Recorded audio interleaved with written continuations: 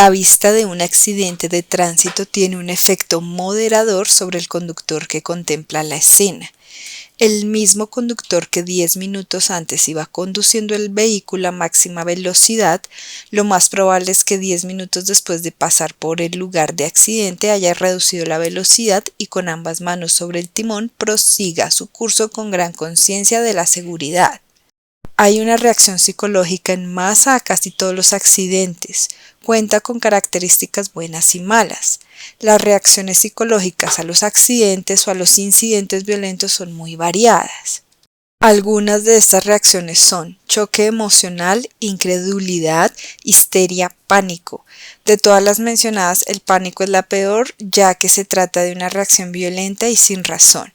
El pánico puede tener consecuencias desastrosas. Una ilustración de lo que decimos la tenemos en la tragedia que ocurrió en un país durante un juego de fútbol en el que perecieron más de 200 personas.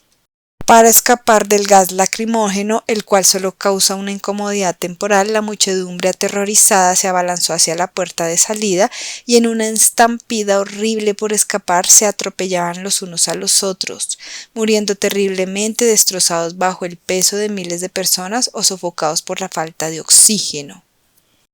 Donde quiera que haya personas congregadas para trabajar, jugar, hacer compras, estudiar, etc., el pánico está en acecho. Está siempre presente en la fábrica, los talleres, esperando por un momento crítico para incitar el desastre. El pánico adopta varias formas, no siempre necesariamente la gente sale corriendo aterrorizada. Veamos lo que puede suceder en una planta industrial. Supongamos que la planta utiliza productos químicos en su proceso de fabricación. Es temprano por la mañana y el primer turno del día se encuentra trabajando. De repente se produce una explosión en una sección remota del departamento de fundición. La onda del impacto afecta el área principal de producción. La planta parece retumbar violentamente y a todo lo largo de un lado del edificio los cristales de las ventanas caen en pedazos a la calle. Una especie de neblina atmosférica inofensiva se extiende dentro del lugar impidiendo parcialmente la visión. Inmediatamente después de la explosión desciende sobre el lugar un silencio sepulcral que dura casi 10 minutos. A continuación empieza el murmullo de los cientos de trabajadores y cada vez las voces son más altas. En medio de esto alguien empieza con un ataque de tos y es como la chispa que incita a los otros.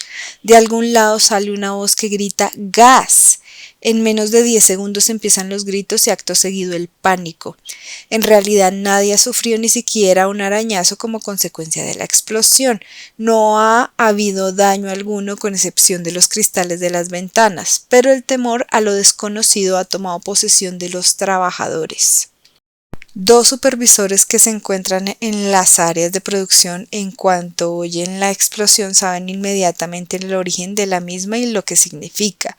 Se trata simplemente del reventón del colector de vapores de la caldera. Sin embargo, estos dos supervisores no hacen nada para calmar los temores de los trabajadores que se encuentran a su alrededor y uno de ellos empieza a reírse a carcajadas.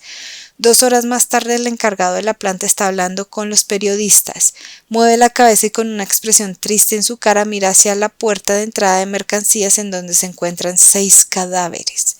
No me explico cómo ha pasado esto. No había razón para el pánico y que todos trataran de salir del local precipitadamente. Ya habíamos tenido reventones como este anteriormente. No hacen daño, solo ruido. Y los supervisores habían trazado un plan en caso de que esto sucediera de nuevo, preguntó uno de los reporteros. Tal vez en otra ocasión la gente se ha asustado, pero nunca corrieron hacia las puertas. A lo mejor fue el ruido de los cristales de las ventanas. ¿De quién ustedes creen que fue la culpa?, pregunta otro reportero. La pregunta sorprende al interrogado. ¿De quién es la culpa? Mire. Cuando yo salí de mi oficina escasamente 3 o 4 minutos después de la explosión, ya era muy tarde para hacer nada. Fue terrible verlos gritando uno sobre otro tratando de alcanzar la salida. Creían que había gas en el lugar. La culpa no es de nadie.